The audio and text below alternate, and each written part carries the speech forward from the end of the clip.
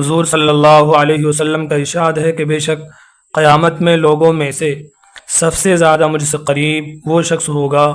جو سب سے زیادہ مجھ پر درود بھیجے۔ ایک حدیث میں حضور صلی اللہ علیہ وسلم کا یہ ارشاد نقل کیا ہے کہ مجھ پر درود بھیجنا قیامت کے دن پلصراط کے اندھیرے میں نور ہے،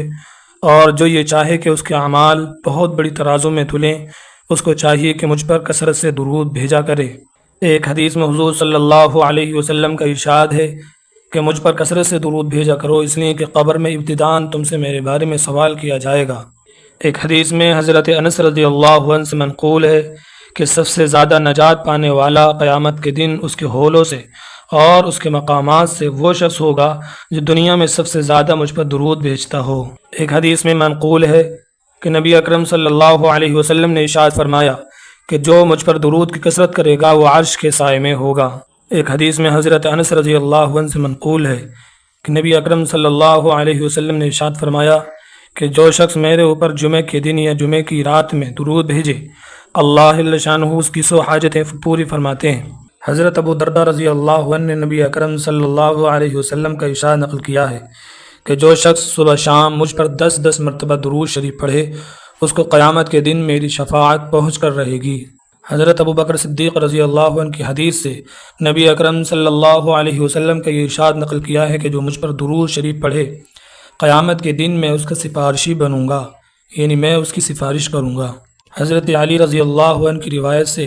نبی اکرم صلی اللہ علیہ وسلم کا ارشاد منقول ہے کہ مجھ پر تمہارا درود بھیجنا تمہاری دعاؤں کو محفوظ کرنے والا ہے، تمہارے رب کی رضا کا سبب ہے۔ حضرت انس رضی اللہ عنہ کی حدیث سے نبی اکرم صلی اللہ علیہ وسلم کا یہ ارشاد نقل کیا ہے کہ مجھ پر درود بھیجا کرو، اس لیے کہ مجھ پر درود تمہارے لیے گناہوں کا کفارہ ہے، یعنی گناہوں کو مٹانے والا ہے۔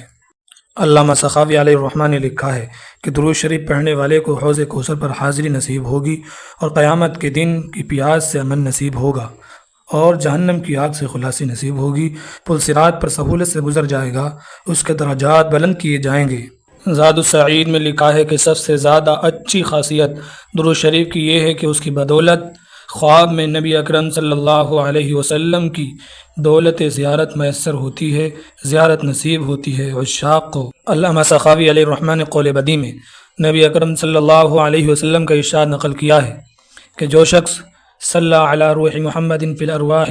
وعلی جسدہ فی الاجساد وعلی قبرہ فی القبور، یہ درود بھیجے گا وہ مجھے خواب میں دیکھے گا۔ علامہ سخاوی علیہ الرحمہ نے نقل کیا ہے کہ حضرت موسیٰ علیہ السلام کے زمانے میں ایک شخص بہت گناہ گار تھا، جب وہ مر گیا تو لوگوں نے اس کو ویسے ہی زمین پر پھینک دیا۔ اللہ جل شانہ نے حضرت موسیٰ علی نبینا وعلیہ الصلاۃ والسلام پر وحی بھیجی کہ اس کو غسل دے کر اس پر جنازے کی نماز پڑھیں۔ میں نے اس شخص کی مغفرت فرما دی۔ حضرت موسیٰ علیہ السلام نے عرض کیا، یا اللہ یہ کیسے ہو گیا؟